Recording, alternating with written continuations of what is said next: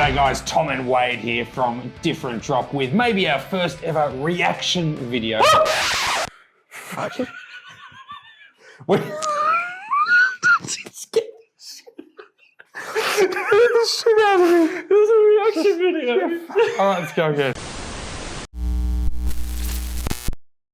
G'day guys, Tom and Wade here from Different Drop with maybe our first ever reaction video, Wade. We are reacting to the Halliday Awards from last night. We are going to reveal all the winners from the big night of nights, maybe the second biggest night of nights in Australian wine. And we're also I'll get to that in a minute. We're also going to taste the white wine of the year, the red wine of the year, as well as some other amazing wines from the best producers in the country, apparently. So Wade, happy holidays, mate.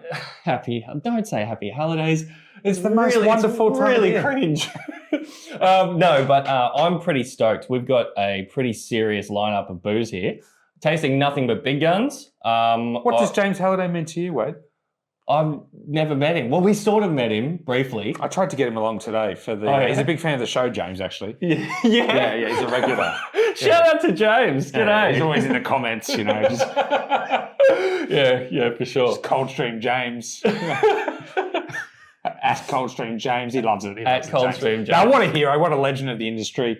I remember back in our early days in the wine industry, you know, you'd go back and wait every year for the Halliday book to be released. Of course, now we get the constant flow of reviews and tasting notes throughout the year, which is great. And they've got an amazing team of tasters there at the moment. Incredible. Like huge team, really sharp palates, some of the best in the business. Philip Rich, Dave Brooks, Jane Faulkner, Tony Patterson, Mike Benny. Yeah. So many, Marcus Ellis, Jane Faulkner, Jenny Port. Jeez, there's a million of them. Yeah. In fact, they've got too many. Too many tasters. Just go back to James. How they get a consensus on these, I don't really know, but there's a lot of blind tasting involved. Probably a fair bit of inward spitting as well. And more diversity in wine styles and producers these days, for sure. Yeah, like the Lethbridge thing, that weird little orange wine that Ray makes, they like got a gong. Yeah. We should get that. Yep. So the second biggest night of nights, the number one night of nights, obviously being the Different Drop Awards, which is held every the year. DD Awards. The DD Awards. Oh, but yes, when's that? Like January? We haven't decided yet. We haven't worked that out. Yeah. When we have a promotional, shortfall. All right, so let's get into it, mate. Let's announce the Winery of the Year. Winery of the Year for 2026. I don't know why they do 2026 awards. Can we just discuss this? Yeah. So it's the book is August 2025. Yes. And they've released the 2026 Wine Companion Awards. By the time you get to 2026, most of the wines are sold out anyway. So this is a 2018 wine from the 2026 Winery of the Year that we're tasting in 2025. But congratulations to Brokenwood. Well done, Brokenwood. Yes. In the Hunter Valley, one of the Hunters and Australia's most loved producers, over the years. A fascinating story, Brokenwood, started by a group of friends and lawyers back in the 70s. Yeah, including Mr. Halliday. And just gone from strength to strength over the years. What I love about Brokenwood is they've not been afraid to push the envelope in terms of investment in resources in vineyards. Yep. In terms of styles, in terms of going to other regions. They're unashamedly a bigger producer who throw their weight around, but they do it in a way that creates some amazing wines. And always this sense of fun with Brokenwood. Definitely. We spent a lot more. We haven't done a great deal with Brokenwood in recent years because our focus has been more on some of the smaller producers of the Hunter. But there's no taking away from the quality of Brokenwood. And in our early days, before Different Drop, we spent a lot of time. So much time. Up at Brokenwood, having good fun at their golf days and various cellar adventures. Yeah. So I think they've really hit a new purple patch since Stewie Horton and Kate Sturgis have been making the wines, because the reviews over the last probably 5 or 6 years have been massively on the up. And Stewie's just a good bloke as well. So it's good to see him getting this gong. So we're tasting today. As if it's not still Riggsy making the wines. Well, let's be honest. I mean, I think if he walks in the room, everyone's still the pretty boy, isn't it? Yeah. It's just there for the photo op. Yeah, that's a legendary winemaker, Ian Riggs, we're talking about, who made the wines from the early 80s until the kind of mid-2000s, didn't he? Yeah. He was a chief winemaker. And, I think he's still there during harvest, and he's still making decisions. Yeah. And this is his namesake wine. So this is the ILR, the Ian Leslie Riggs. Try saying that fast. Ian Leslie Riggs, it's not that hard. Why can't I say it? I need some Semillon. Ian Leslie Reed's Semillon from 2018. It's their flagship Sem. So this is, up there with the likes of Tyrrell's Vat 1, Mount Pleasant Lovedale, Thomas Braymore, the really iconic Semillons of the Hunter Valley, always released with age in just the better years. 2018, a warmer year.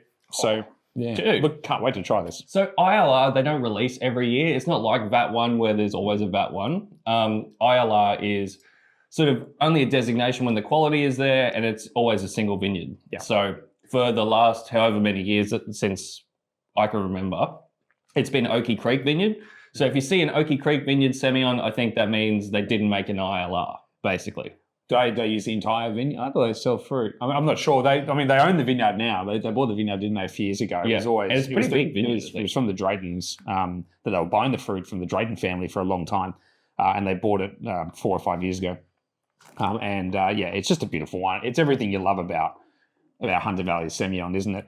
But it's got that real purity. Like we've tasted a few aged Sems recently, from the likes of Tyrrell's, like Mike Julius, etc. Yeah. And some of those show some faster development. This is still pretty wound up, isn't it? Yeah, but the signature of ILR, I always think, is when it's released, there's already toast developing on the nose. So it's got a little bit of lanolin, a little bit of like waxiness, like the tiniest bit of, it's not getting honeyed yet, but it is getting toasty. Yeah. But it's like lime sorbet. Yeah. It's got crazy acid. Lemon butter, just a hint, isn't it? So good. Yeah, beautiful. So this is just, this is 2018. It's 7 years from vintage. This is only just getting to the beginning of its drinking life. This is going to have another 20 years ahead of it. For those, Hunter Valley Semillon has such a following from Sydney siders that go up there and collect these wines and the loyal members of these clubs. For those people either outside New South Wales or even outside of Australia that are unaware of this remarkable style of wine, you really need to acquaint yourself with Hunter Valley Semillon. It's so unique, the way that without any oak, they're all stainless steel, very simple winemaking. The way these wines evolve over time in the bottle is unlike anything else. Jancis Robinson called Hunter Valley Semillon Australia's gift to the wine world.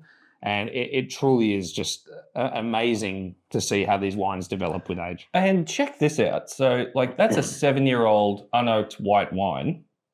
And that's still basically green in the glass. And it's not going anywhere anytime soon. These are remarkable wines.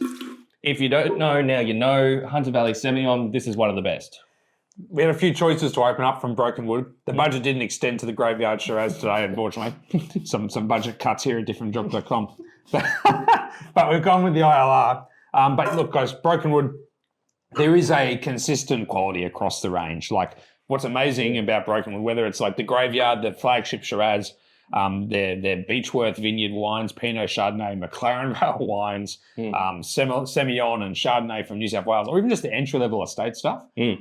There's no bad wines, and they just know what they're doing, and there's always good fun, and it's a great spot to visit up in the Hunter as well. So well done to the Brokenwood team. Well done to Stu and Kate. And mate, shall we keep rolling? Let's do it. Keep the big guns going. Let's do it. What's next? We had, I think it was the Winemaker of the Year next. With the White Wine of the Year. With the White Wine of the Year. Yes. But you know what? Before we get to that, I thought I'd slip something in that just puts that to shame, to be honest.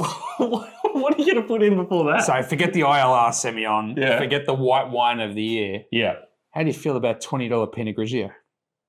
Not good. Oh, here's a little surprise.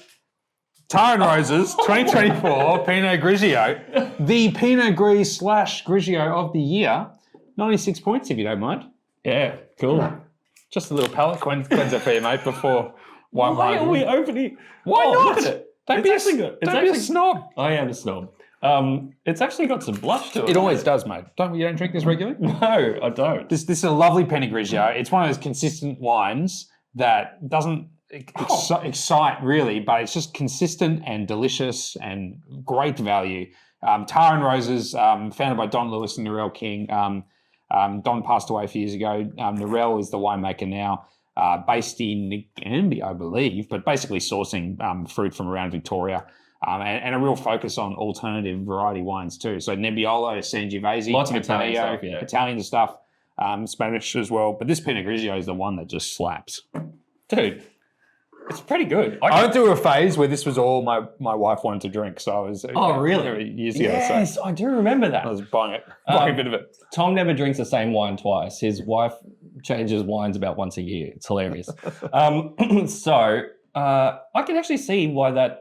So when they do these like varietal awards, it's always in a blind tasting lineup. So they'll score the wines throughout the year, the whole team, all around the country, and then whatever they've put up as like their best regionally, then they go onto the table and all the judges taste them blind. And then that's how you get your Pinot Grigio of the year.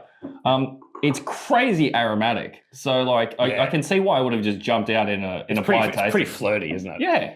It's zippy. Yeah. It doesn't have the like for me, great Pinot Grigio or Green needs to have an extra dimension of texture. It should have tannin. It should have tannin and some grip, some phenolics, and a bit more of creaminess even, depending on how it's been made, like oak versus a bit of skin contact or whatever. This is a very kind of simple and easy wine, but very yummy at the same time. There's a little bit of rose gold going on there. There's a little bit of skins. Yeah, but I like to see a bit more grip with that. You know what I mean?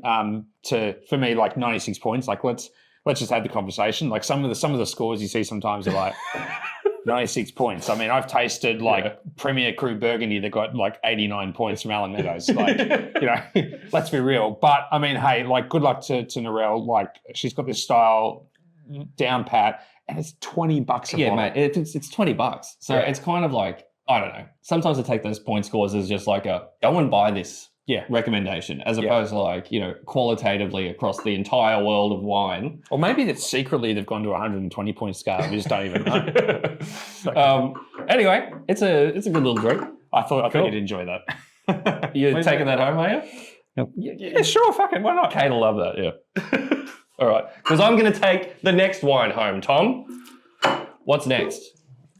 Another one of those, wasn't it? Just open up 6 Pinot Grigios. No, mate, next is it's the white wine of the year from the winemaker of the year. Big guns here, Tom. Big guns only. This is the 2023 Vasse Felix Heytsbury Chardonnay.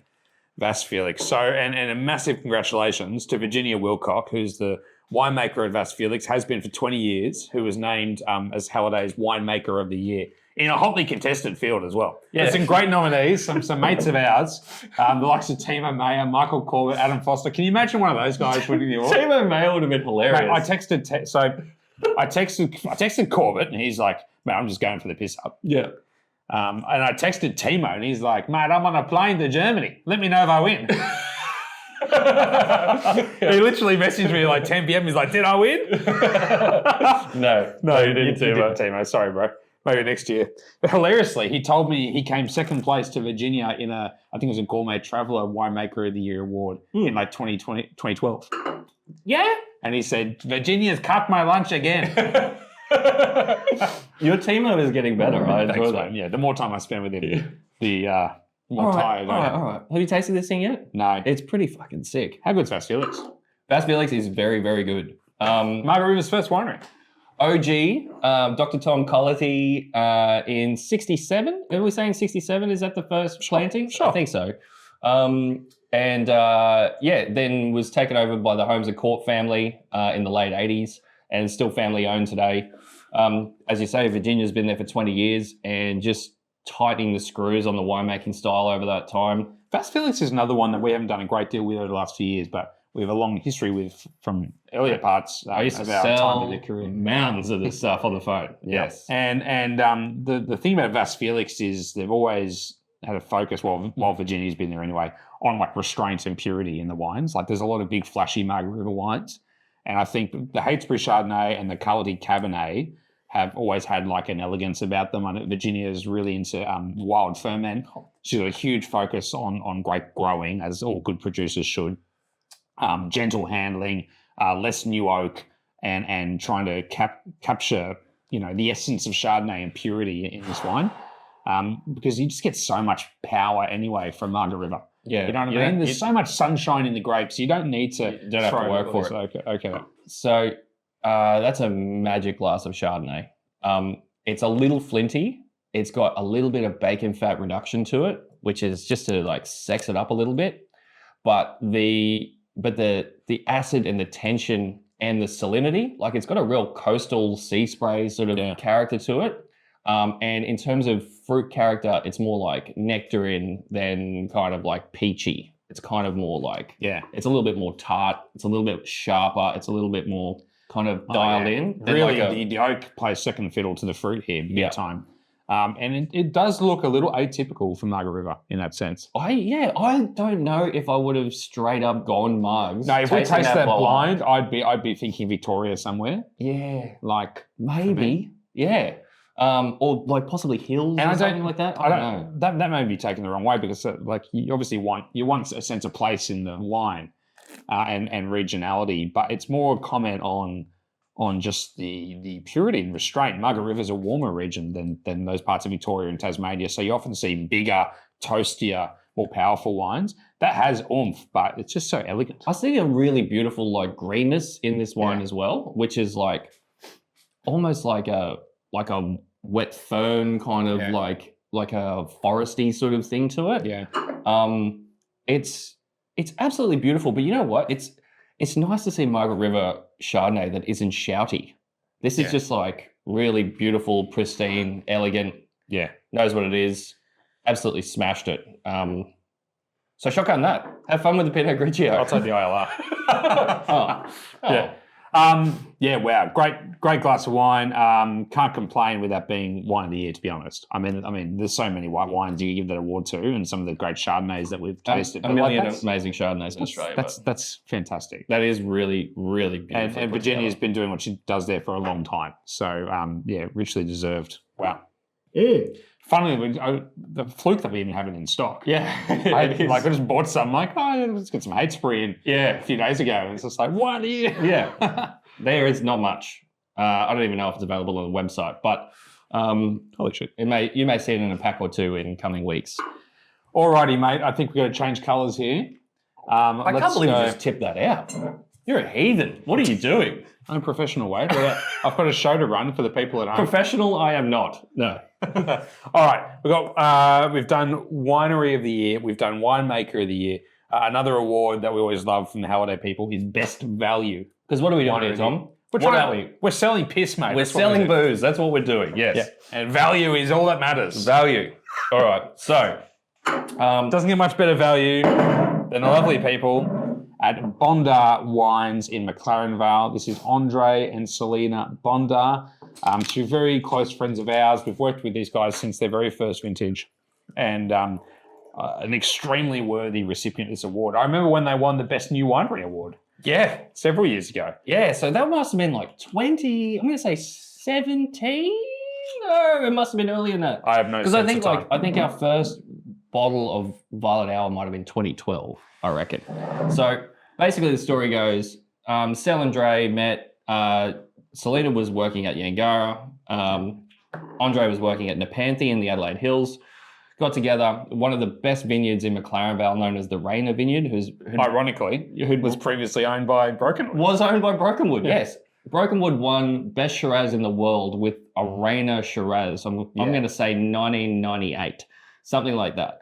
And then eventually it came up for sale. Dre and Selena bought it. Willcock bought it from Brokenwood. Oh, that's right, they did. And I think they weren't doing single vineyard wines from it. They were blending it away. That's another. We have to look some Willcock wines another time. But and then Dre bought it off Willcock back in around 2010ish. Right. So if we're talking about best value winery in the country, this is one of the best value Shiraz in the country. It has been ever since its first release, basically. So it's built on a slightly fresher, more modern, blue-fruited version of McLaren Vale Shiraz. Because where Rayner sits, it's like right on the ridge of Blewett Springs. So he's kind of got like a little portion of the vineyard is like the darker sea view, like richer soil. And then he's got a portion of the vineyard, which is mostly Grenache, but a little bit of Shiraz, which is all sand. So you get really amazing lift and It's right on the boundary, isn't it? And if you don't know McLaren Vale that well, it's as you go up the hill towards the Adelaide Hills, you enter Blewett Springs and the soil becomes sandier, ironically, as you get further away from the beach. But it's not beach sand, it's ancient sand. And in those sandier soils, you get more elegant, medium-bodied wines and more perfume, as you see in other parts of the world with sand, whether it's parts of the Rhone Valley or Piedmont or whatever. Yeah. But it really stands out in McLaren Vale. But as Wade said, you can't get the best of both worlds because you get the perfume, but you get the density too. Yeah, and 2023 is like such a pretty vintage, even for like a more elegant version of this wine. And so it's all blue fruit. It's always got this little bit of like deli meat kind of like iodine-y kind of character. Yeah, slightly even seaweedy sometimes. Like you get a little bit of a seaweedy just subtle, character. because you see that really pronounced in some of the really iconic McLaren Vale Shiraz. I'm thinking Marius. I'm thinking Camellia. Yeah. Some of these wines, that bloody charcuterie kind of ironstone character is really pronounced and really cool and unique. This just plays with that idea, doesn't it? But really, it's not here to fuck around with tasting notes. This is about drinking. Like, it's just about like supple, medium-bodied, fruit-forward, delicious Shiraz. Like, there's no bad wine. There is a like brightness. Andre's winemaking. It's like he's got this little like thumbprint. There's brightness to the wines. Yeah, you can just like he finished wine and said bloop, and like cranks up the brightness a little bit because there's this purity and wonderful drinkability to all the wines. And we were down with Andre a couple months ago and did a lovely interview with him up on Rainer Vineyard. Yep. And he went to great lengths. We were talking about... Watch that interview here. Right here, Tom. Right there. I don't see it. It's right. Oh, there it is. Sorry.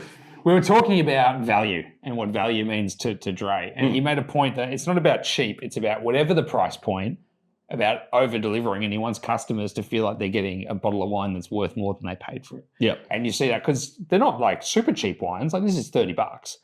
There's cheaper wine in Australia, but there's not much better $30 wine in Australia. Like that's the point. Pound for pound, these wines all slap. 96 points from James Halliday on the Shiraz. And you got the Junto, the GSM, 95 points.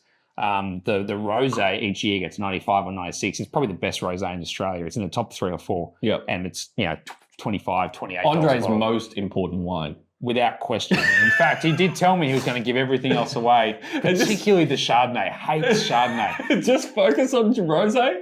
Have a single block. He gets a bit defensive about that, doesn't he? He does. He didn't like that at all. No. He loves it. And there's Nero, there's Fiano. So he's got the alternative variety things. And then probably the most exciting development over the last few years has been this exploration of like single site, single block.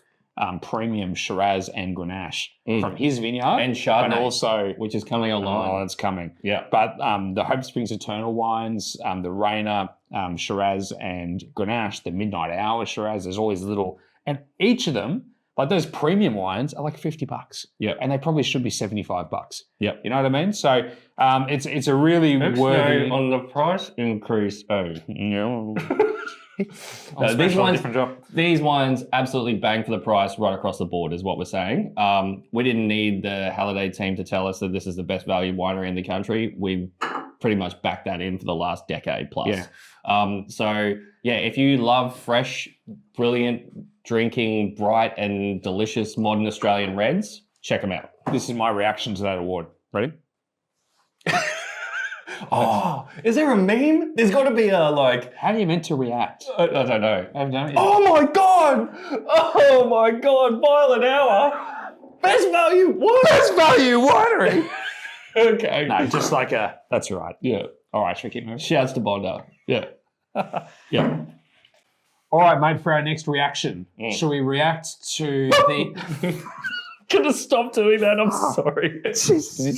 You're scary enough as it is, mate, with your hoods and your beard. I don't know what to do. You say we're doing a reaction video. I'm like, I don't know how to react. Let's react to the best new winery in Australia.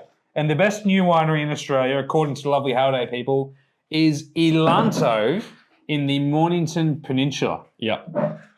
For those of you who've been following the channel for a little while, this will be a familiar name. Dozens of you. Yeah, all 17 of you that have been following this channel for a few months. Like and subscribe. Will know that a few months ago we tasted the Elanto Chardonnay, which is an absolute banger. For a first release, along with this Pinot off this Balnarring site, they're two pretty ridiculous wines for first crack. Amazing. Elanto is Sandro Mosele. Sandro, a very prominent figure in Australian wine. So when we say best new winery, we're definitely not saying best new winemaker. Sandro's been doing his thing for nigh on 3 decades in Australia. Yeah. So he was chief winemaker at Kooyong in Mornington for a long time. I think it was early trips to Burgundy for Sandro where he fell in love with this idea of close planted vineyards. And he puts a lot of the quality of Burgundy down to these high density sites where you've got vines competing for resources. You get smaller plants, thicker grapes, and more kind of inward concentration and density. And he, about 5 years ago, or when did he plant it? No, 19? no, it's like over 10 years old now. I think he started planting this. Okay. Oh no! Sorry, you're right. No, these 23. It's like the second crop or something. Yeah, this is like 7-year-old vines. Yeah, maybe it's 7, like 8, the yeah. Planted in the Balnarring sub-region of Mornington. So Balnarring is on the kind of eastern kind of coast of the peninsula there, southeast. Cool part of Mornington.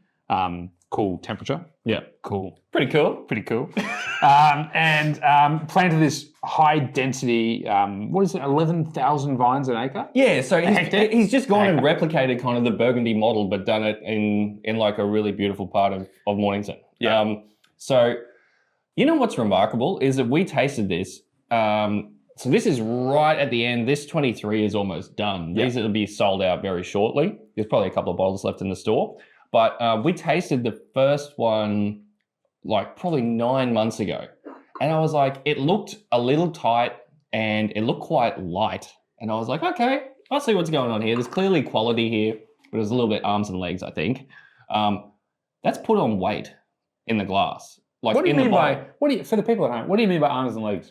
I think sometimes when, particularly like I think this was only the second crop that they picked and made and the first commercial release. So you can see the first time we tasted it, I was like, that looks like it's got all the bones of being like a really wicked wine. But at the moment, it's got a little bit of fruit and oak separated. Yeah. There's like tannin and structure and acid like sitting a little outside of the fruit. Yeah. But that has really meshed together over those like 6 to 9 months. It's still such a baby though. It is. But at least you can see now it looks to me like a really beautiful, like complete wine. Yeah. And it's sitting really well in the glass. Like because it is a slightly richer style of Pinot. Like Mornington Pinot is always going to have a little bit darker fruit, a little bit more sort of even like puppy fat as younger wines. Yeah. They're not as like tense and nervy as like Yarra Pinots or as dark and rich and powerful as Tassie. Kind of sits somewhere in between. They're sort of red fruited but slightly bigger boned. And mate, it's become really good. It's become a really sexy glass of Pinot. I can't wait to try the 24s in the next couple Apparently, of weeks. Little birdie told me the 24 is a little English birdie. A little English birdie. Yes, our friend Ian Barr. Shout out to Ian. No doubt you're watching this. Big fan of the show. Loves it. Get in the comments if you're Ian Barr. Yeah, shout out Ian. He told me that the 24 slaps and is going to be a pretty significant step up on this. Ian came so maybe wait till the 24 is released and taste that one. But this is 23 is looking really friggin' good right now. Yeah, Ian came to my 40th in the weekend. Did he? Yeah. Oh. Yeah, he did. Yeah. How you going? You feeling better? Yeah, I'm all right. Yeah? That's all right. I'll have another party soon. You'll have another party? It's not like it's once in 10 years, every 10 years. Can we not do this on camera, Tom? Can we please not do this on camera? I'll get over it. Oh my God. Anyway, best new winemaker, Elanto. Very exciting project. No expense spared. It's definitely one for the collectors of high quality Australian Pinot and Chardonnay. Yeah. 24 should be amazing. And definitely probably a bit more oomph even in a warmer vintage as well. So watch this space. This is what's the second crop? I mean, fucking dip. I know. It's crazy. All right. That's good. I am not tipping that out. How good. All right, mate.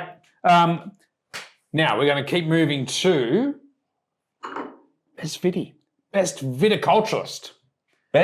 You know I can never say this word right. It's a viticultural culture. There's no L. It's viticulturist. Viticulturist. Because you're an ist of viticulture. Viticulturalist. No L. I so badly want to put an L in. Most people say viticulturalist. I know. but it's just a viticulturist. It's a viticulturist. A culturist. A culturist. A viticulturist. Oh, I guess. Anyway, this bloke is definitely one. Maybe he's a bit like Yoda, isn't he? He is a little bit Yoda. Dylan Grigg. So Dr. Dylan Grigg is the doctor of vines. We were down the Yarra Valley a few weeks ago talking to various winemakers, and basically every single person we spoke to was like, "Oh yeah, I had Dylan Grigg down to help with this and help with that." The bloke knows everything there is to know about vines, particularly Chardonnay Pinot, which is probably why he went and bought a Grenache vineyard in the middle of the Barossa Valley. So, yeah. Well, he grew up there. He grew up there, didn't he? So like that's like sort of coming home. I was reading his little bio, and it was saying as a kid he was out there pruning in Lindock in the Barossa, and very cool. Travelled around the world in New Zealand, Spain, worked in Spain for a long time. So like it feels like half the awesome Aussie winemakers that we work with have him somewhere in the background as a consultant. I know he's been a huge part of like Gareth Belton's program, like hugely influential. When we were at Luke Lambert's place, like when he was talking about setting up Sparkletown, he's like, mate, I've had Dylan on the phone. Like, this is how I like. Oh, Mac, I mean, a massive role with Mac's totally various craziness in his vineyards. Yes. So the dude is an absolute wizard. Very exciting to see him have his own patch of dirt to farm. Well, I don't know. Old bush vines. I don't know exactly how it came about, but I know he worked in Spain for a long time, where famously old bush vine Grenache is a huge part of what they do in Spain. And then came about the opportunity to purchase this vineyard in the middle of the Barossa, well, in the Vine Vale part of the Barossa, which is just before you head up the slopes towards Eden Valley, and a bit more sand. So it's definitely Grenache territory. Yeah. You do see Shiraz in Vine Vale, lovely Shiraz, but it's not that like part of the Barossa with the really intense, dark fruited, rich Shiraz. It's a cooler area, and the producers nearby to him there, Cirillo, is just around the corner. Peter Shell at Spin Effects. Yep. You've got Dave Geyer, the vineyards he works with. So there's these kind of Grenache-focused producers. And he came upon this opportunity to purchase this vineyard. Vine's going back to the early 1900s. And he's just worked wonders with it.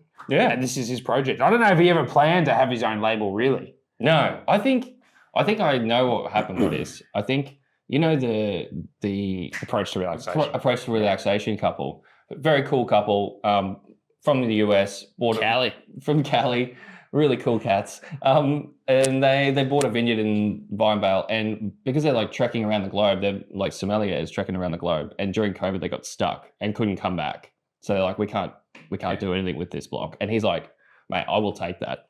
Like, that's a precious little patch of old vine Grenache. Yeah. Sort of works perfectly. So, 2023 Grenache, look, does what it says on the tin. It's rosy, it's plump. It's like really juicy for a 2023. Yeah.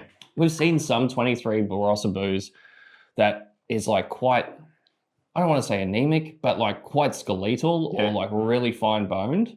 But this has got heaps of flesh and stuffing. Well, you need that in the Barossa. It's different to McLaren Vale, right? We taste a lot of McLaren Vale Grenache. We talk a lot about it. And there is a nerviness and a tension and energy in the best Bulleit Springs Grenache. It's different to the Barossa. The Barossa does lend itself more richness. You taste Marco's Ancestor Vine Grenache, the Cirillo Ancestor Vine Grenache, and it is powerful, right? That's the Barossa Valley. Like, that's what you want. You want to see the place. And this is different to McLaren Vale. You see richness in the fruit, but with an elegance too. Important to note how he farms the site. So everything is bush vine. Now, when you think of a typical picture of a vineyard, you can imagine, trellises running along rows with wires and the plants trained up to these trellises. These old vineyards love being on the ground, close to the ground, and he trains them into these little bush vines where the canopies protect the grapes from the sun because it's a hot place. It's like wearing a little hat. Yeah, sure. Yeah, it's like if the grapes had a little hat on. Yeah, a little leafy hat. Yeah, a little leafy hat. And protects them from sunburn. Slip, slop, slap. Yeah. It's what Dylan always says. Yeah. Slip, slop, slap. And you get the canopies are protecting the grapes from sunburn, but also maximising their sunshine exposure into the leaves. Yeah. And so you just get maximum flavour into the plants without burn and over ripeness into the grapes. And that's the Holy Grail, isn't it? Yeah, that's just a delicious modern expression of Barossa Grenache, where it's like it's trying to get that real expression of the vineyard through. So it's about freshness. It seems to have picked it like quite early, I would say. It's 14.5, but it doesn't feel like raisined at all. It's all like really beautiful, like fresh, bright fruit. But you can't. Barossa Valley Grenache is always going to carry alcohol. It's always going to be boozy, yeah. Yeah. But that's like, look at it. It's beautiful. Look at it in the glass. Yeah. So this is a really exciting project. Like, I think the best Viticulturist Award is definitely like a recognition of hard work in the vineyard. It's not necessarily something that's like directly linked to sales and things like that. But it's such a good acknowledgement for Dill. There were some other nominees that are doing fantastic things. Dudley and Irina at Inkwell come to mind. Their vineyard's amazing. They would have been worthy winners too. But Dill is just a weapon. When we were in the Barossa last year hanging out with a bunch of the locals and Dill was there, and the guy is just an encyclopedia of vines. He is. Everyone says he's like, he's wine Gandalf.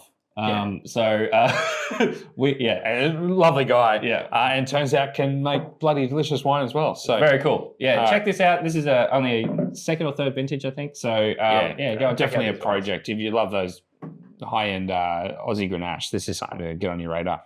All right, mate, one wine to go. Red wine of the year. Should we do it? Red wine of the year. And wine of the year, maybe? Or just red wine of the year. Who knows? Who knows? Who cares? Let's do it. All right. So, ladies and gentlemen, your red wine of the year. Well, it's not theirs. Whose is it then? The Halliday people. Their red wine of the year is the 2024 This Charming Man Old-Vine Grenache from Thistledown.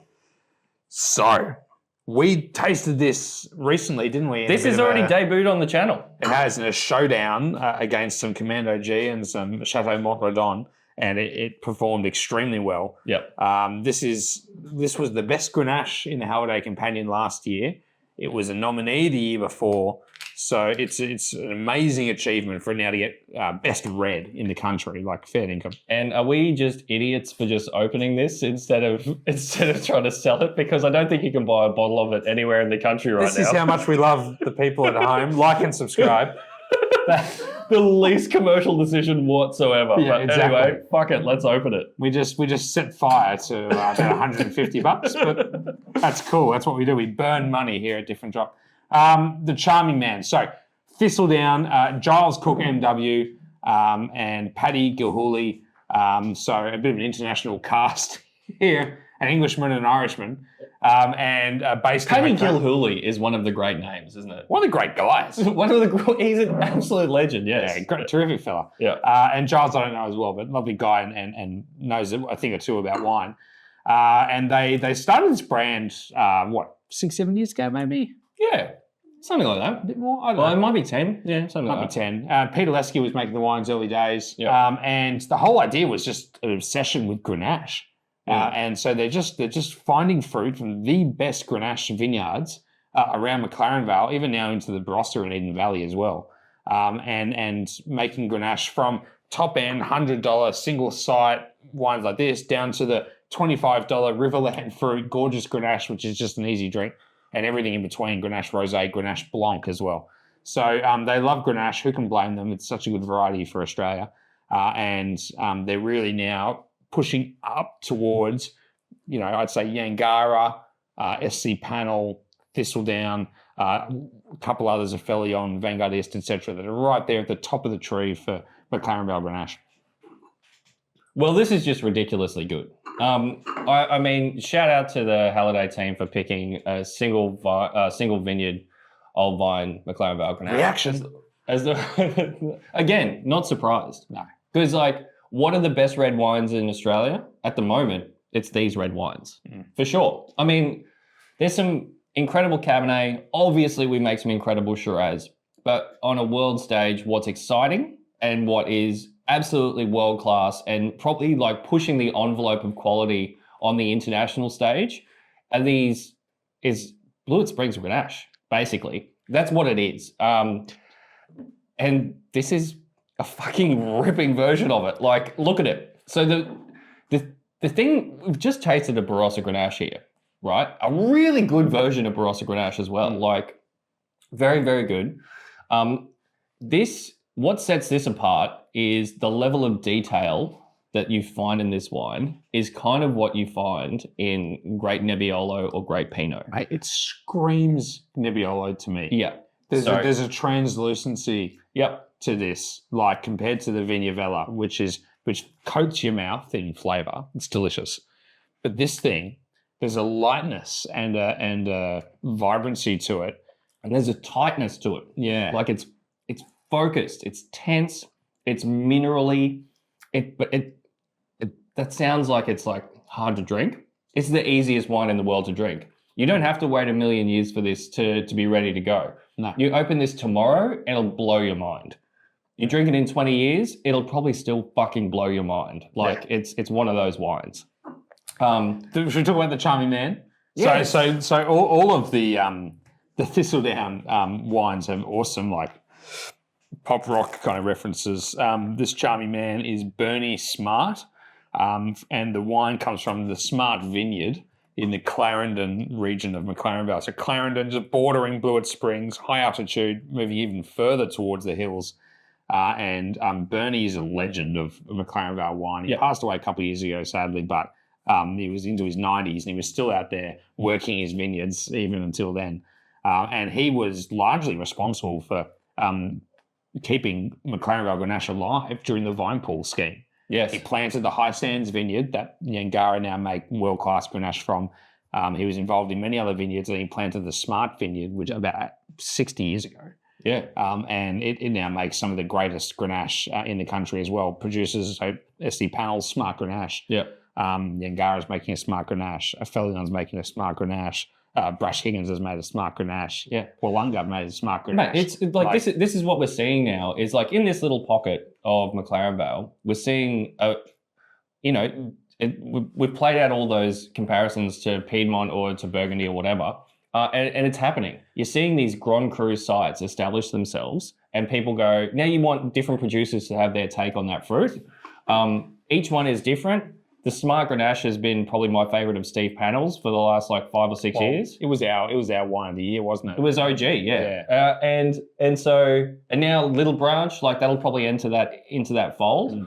But this Smart Vineyard, with the vine age, you're really not going to be able to replicate that for another couple of generations if you plant something else somewhere.